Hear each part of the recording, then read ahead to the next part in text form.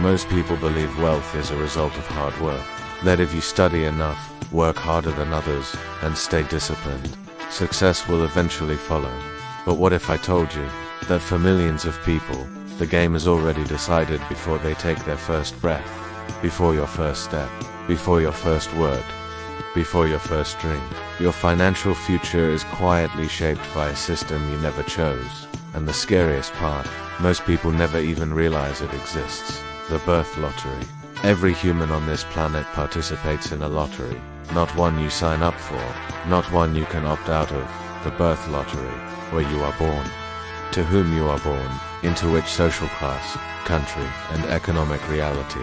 If you are born in a wealthy household in a developed country, you inherit more than money. You inherit stability, confidence, networks, and second chances. If you are born poor, the system gives you something else: pressure, fear, risk. Without safety, 2 babies are born on the same day. One in a quiet suburban hospital in the United States, another in a struggling neighborhood. Same potential brain, same human capability, but completely different futures. Wealth is not just money. When people think of being rich, they imagine cash, cars, and houses. But real wealth is invisible. It's the freedom to fail without consequences. The ability to take risks knowing someone will catch you if you fall. The luxury of time. A wealthy family can afford mistakes. A poor family cannot. When a rich kid fails a business, it's called experience. When a poor kid fails, it's called irresponsibility. The system doesn't judge effort, it judges starting position. Education, the first filter. We're told education is the great equalizer, but education itself is unequal. Schools in wealthy neighborhoods have better teachers, better resources, better connections, private tutors, advanced courses, guidance counselors who open doors. In poorer areas, schools are often underfunded, overcrowded, and outdated. The same exam, the same syllabus, but completely different preparation. And then society asks the same question to everyone: why didn't you try harder? The myth of meritocracy. The idea that anyone can make it if they work hard enough is comforting. It gives hope, it gives motivation, but it also hides the truth. If merit alone decided success, billionaires would come equally from all backgrounds. But they don't. Most extreme wealth comes from inheritance, networks, and early access to capital. Hard work matters, but hard work inside a broken system produces limited outcomes. The ladder exists, but some people start several steps higher. Time versus survival. A wealthy person uses time to think. A poor person uses time to survive. When your rent is due, you don't have the luxury of planning 10 years ahead. When your bills are chasing you, long-term strategy becomes a privilege. The system punishes those who are busy surviving because survival leaves no space for innovation. Debt, the silent trap. Debt is sold as opportunity. Student loans, credit cards, buy now, pay later. But debt behaves differently for different people. A wealthy person uses debt to multiply assets. A poor person uses debt to stay afloat. Same tool, different outcomes. Interest doesn't care about effort. It only cares about time, and time is expensive when you're poor. The psychological weight of poverty. Poverty isn't just lack of money, it's lack of mental bandwidth, stress, anxiety, constant decision fatigue.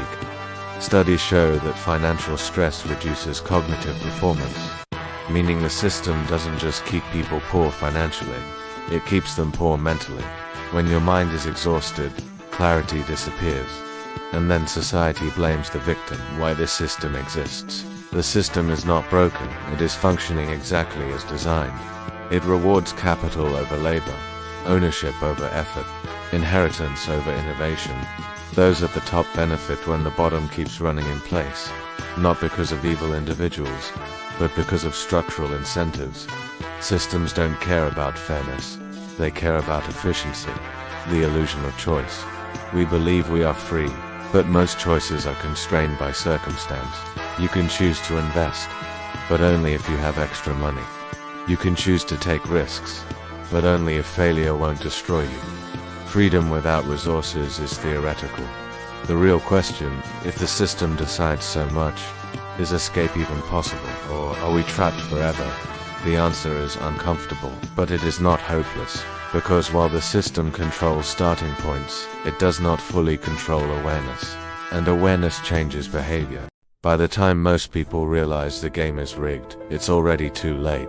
Because the system doesn't wait for your permission. It doesn't ask whether you understand it. It doesn't care if you're talented, honest, or hardworking. It simply moves forward. And those who were placed correctly at birth move with it. Those who won't spend their entire lives swimming against it. This system is invisible. It doesn't announce itself. It doesn't come with warning labels, but it decides everything. Your income ceiling, your risk tolerance, your access to opportunity, even how safe it feels for you to fail. And once you see it clearly, you can never unsee it again. The moment the gap becomes permanent. In America, the biggest wealth gap doesn't begin at adulthood. It begins before kindergarten. 2 children are born on the same day, in the same city. One is born into a family where money is discussed openly, where parents own assets, where mistakes are learning experiences, not disasters. The other is born into a family where money is a source of stress, where every bill is feared, where one wrong decision can destroy the household. From the outside, they look equal, but economically, they are born into different universes. One grows up learning how money works, the other grows up learning how money hurts, and the system watches quietly. Education was never meant to equalize. We are told education is the great equalizer, that if you study hard enough, you can beat the system. But the system designed education. Public schools in wealthy neighborhoods are funded better. Private schools teach confidence, negotiation, and leadership. Elite universities reward legacy, not just merit. Meanwhile, student debt becomes a chain. In the US, student loan debt has crossed $1.7 trillion.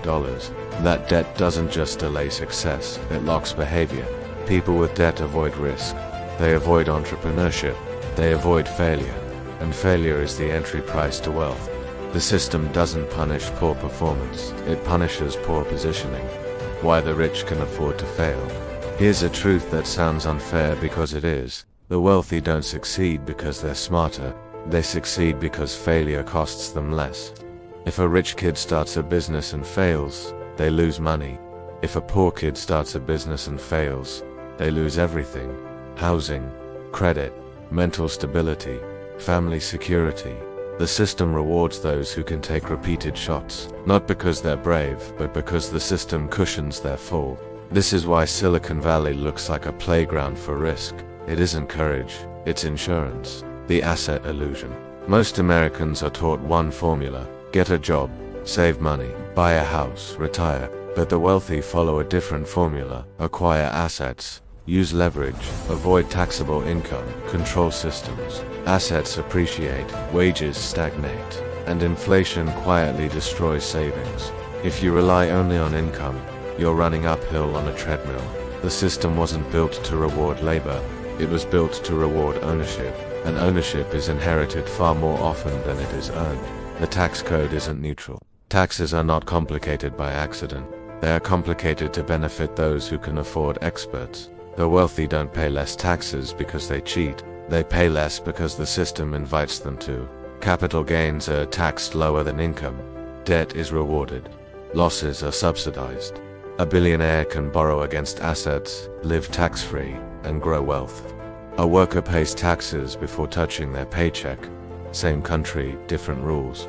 The psychological trap. The system doesn't just control money, it controls belief. Poor families teach safety. Rich families teach strategy. Poor families say, don't take risks, be grateful, play it safe. Rich families say, fail fast, leverage other people's money, learn the rules. By the time adulthood arrives, mindsets are locked. The system doesn't need to stop you. It trained you to stop yourself. Why hard work alone never wins. Hard work is essential, but it's not sufficient. Millions work hard every day and go nowhere because effort without direction feeds the system. It doesn't challenge it. The system loves hard workers. They keep it running. What the system fears are owners, thinkers, and disruptors. And those skills are rarely taught to people without access. The wealth snowball. Money compounds, connections compound, confidence compounds. A small advantage early becomes an unstoppable force later. This is why wealth concentration increases every decade. The system accelerates winners and exhausts everyone else. Not because it's evil, but because it was built that way. Is escape possible? Yes, but not through motivation, not through hustle culture, not through working harder at a broken game. Escape requires system awareness, understanding leverage, understanding asymmetric risk, understanding ownership, and most importantly, understanding that the system doesn't change for you. You must change how you interact with it. The final truth: the system doesn't decide who deserves to be rich. It decides who was positioned to become rich, before birth, before choice, before effort. But once you see the system clearly, you stop blaming yourself. And when blame disappears, strategy begins. Because the moment you understand the game, you're no longer just a player. You're learning how to rewrite the rules.